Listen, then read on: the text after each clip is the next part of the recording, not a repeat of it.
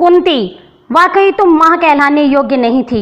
अरे जब तुमने समाज के नाम पर अपने मान के लिए कर्ण को प्रवाहित कर दिया, पुत्रों के बिना सुने मुझे विभाजित कर दिया, तो तुम क्या मेरी रक्षा करती?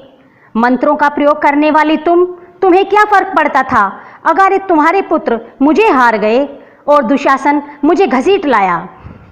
दंभ की गर्जना करता कौरव वंश और दूसरी तरफ स्थिर धर्मराज के आगे स्थिर अर्जुन, भीम, नकुल, सहदेव, भीष्म प्रतिज्ञा करने वाले पितामह, परम ज्ञानी विदुर। धृतराष्ट्र की तो चर्चा ही व्यर्थ है, वह तो संपूर्णतः अंधा था, पर जिनके पास आंखें थी उन्होंने भी क्या किया? पलायन, सिर्फ पलायन। आज तक मेरी समझ में नहीं आया कि सबके सब असमर्थ कैसे थे। क्या मेरी इज्जत से अधिक वचन और प्रतिज्ञा का अर्थ था?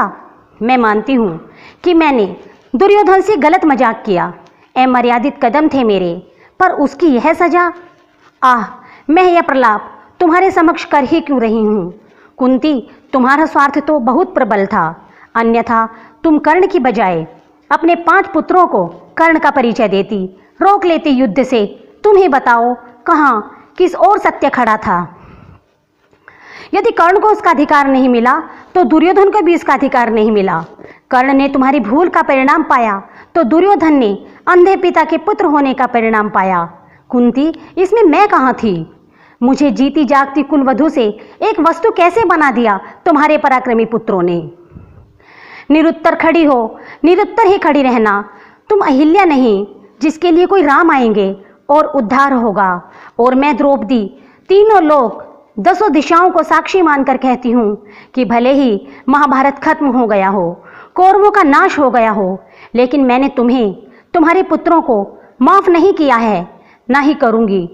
जब भी कोई चीरहरण होगा, कुंती, ये द्रौपदी तुमसे सवाल करेगी।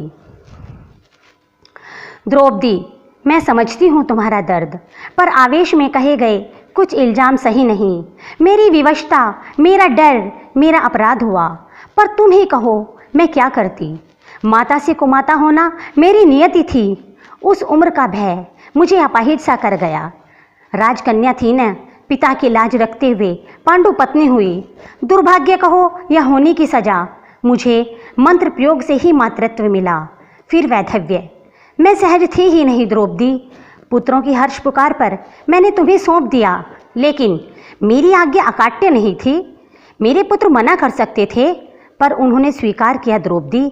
यह उनकी अपनी लालसा थी, ठीक जैसे द्यूत क्रीड़ा उनका लोभ था। भला कोई पत्नी को दांव पर लगाता है? मैं स्वयं भी हतप्रभ थी। जिस सभा में घर के सारे बुजुर्ग चुप थे, उस सभा में मैं क्या कहती? तुम्हारी तरह मैं भी कृष्ण को ही पुकार रही थी। मेरी तो हार हर तरफ से निश्चित थी। एक तरफ कर्ण था, दूसरी तरफ तथाकथित मेरे पांडव पुत्र।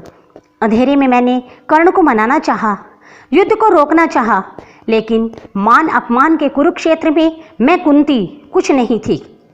फिर भी मैं कारण हूँ, तुम मुझे क्षमा मत करो, पर मानो मैंने जानबूझकर कुछ नहीं किया।